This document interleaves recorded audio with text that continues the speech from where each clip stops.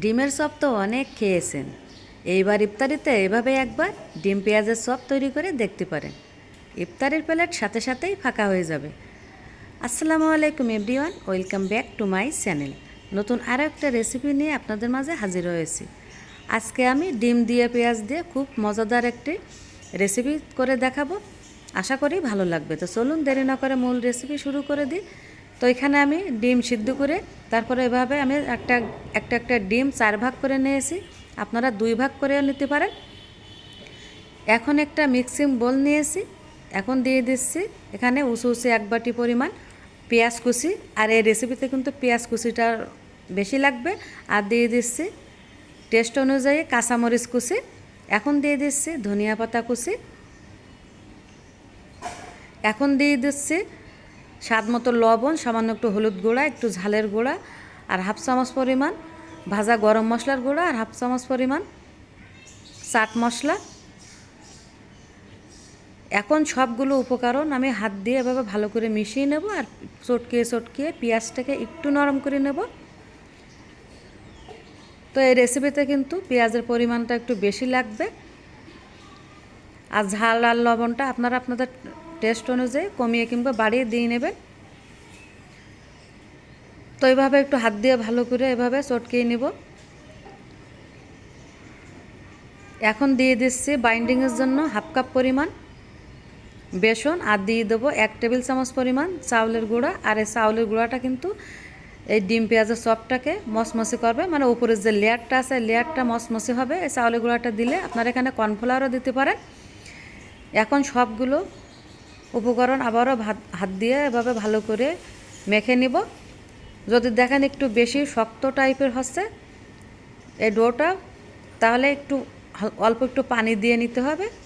তবে বেশি পাতলা করা যাবে না, কারণ যখন বেশি পাতলা করা হবে তাহলে কিন্তু ডিমের সাথে মিশ্রণটা কোট করা যাবে না। আর কোট করলেও সেটা কিন্তু থাকবে না। তো আমি সামান্য একটু পানি দিয়ে নিলাম, দিয়ে এখন ভালোভাবে মিশিয়ে নেব।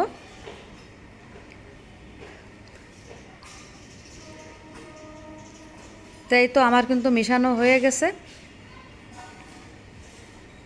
এই যে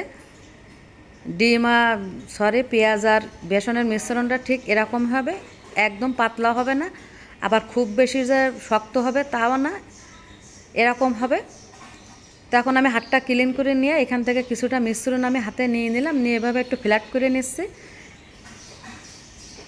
ফ্ল্যাট করে নিয়ে এখন আমি এক হাতের উপর রেখে এখান থেকে যে ডিম রেখেছিলাম ফালি করে, সে 1 ফালি ডিম আমি এখানে দিয়ে দেব। মোট কথা এই মিশ্রণটা দিয়ে এই ডিমের ফালিটাকে ভালোভাবে ঢেকে দিতে হবে। তো খুব সুন্দরভাবে চারিপাশ দিয়ে এই যে পেঁয়াজ আর বেসনের মিশ্রণটা এভাবে ভালোভাবে ডিমের চারিপাশ দিয়ে আমি এভাবে ঢেকে দিব বা কোট করে নেব। এই তো ঠিক এভাবে করে নিতে হবে। তো সুন্দর একটা শেপ দিয়ে নিতে হবে।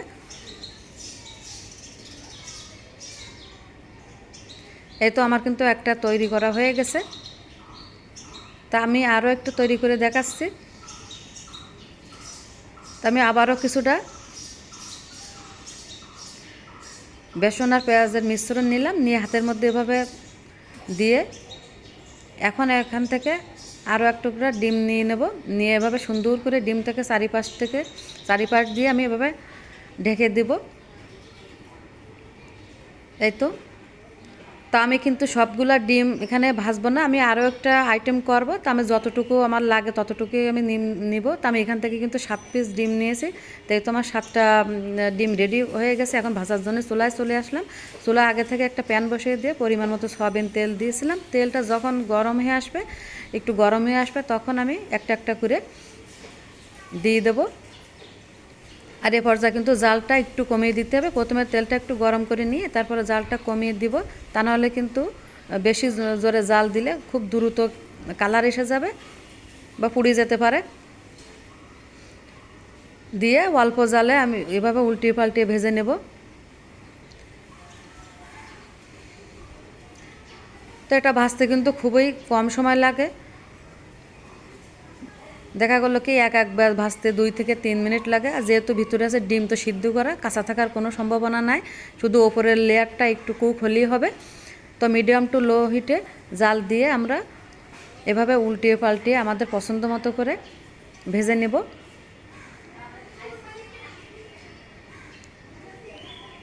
তো আমার একটা ভাজা হয়ে গেছে, আমি উঠিয়ে নিচ্ছি। দেখুন কত সুন্দর কালার এসেছে। তো এইভাবে যে যেমনটা খেতে পছন্দ করেন, অনেকে আছেন কিন্তু ডিপ ভাজা পছন্দ করেন, অনেকে আছেন একটু হালকা ভাজা খেতে পছন্দ করেন, তারা তাদের পছন্দ মতো করে ডিপ কিংবা হালকা ভেজে নেবেন। তো কথা বলতে বলতে কিন্তু আমার এক বাজ ভাজা হয়ে গেছে, আমি একইভাবে আরও এক বাজ ভেজে নেব। তো আমি কিন্তু এখানে টোটাল 7 পিস ডিম ভাজবো আজকে। আর বাকি যে ডিমগুলো আছে আমি আরও অন্য একটা আইটেম করব।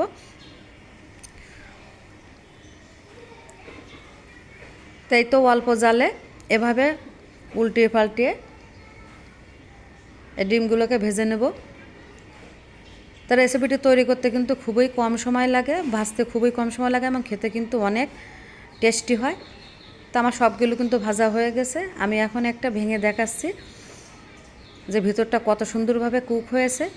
তো দর্শক দেখুন, তো এখন যেহেতু রমজান মাস চলছে, আমরা ইফতারের প্লেটে কিন্তু এরকম ডিম পেঁয়াজের রেসিপিটা রাখতে পারি, দারুণ লাগবে। সাথে সাথে ইফতারের প্লেট ফাঁকা হয়ে যাবে। তা আমি এখন পরিবেশনের জন্য সাজিয়ে নিচ্ছি। তো আশা করছি আমার আজকের রেসিপিটা আপনাদের ভালো লাগবে, আর ভালো লাগলে একটা লাইক দেবেন, আর কমেন্ট সেকশানে যে কমেন্ট করবেন কেমন হয়েছে। আর খুব বেশি ভালো লেগে থাকলে আমার চ্যানেলটিকে সাবস্ক্রাইব করে নেবেন। আর যারা অলরেডি সাবস্ক্রাইব করে নিয়েছেন তাদেরকে অসংখ্য ধন্যবাদ। সকলে ভালো থাকবেন, সুন্দর থাকবেন, নিরাপদে থাকবেন। আজকের মতো এখানেই ভিডিওটি শেষ করছি। আল্লাহ হাফেজ।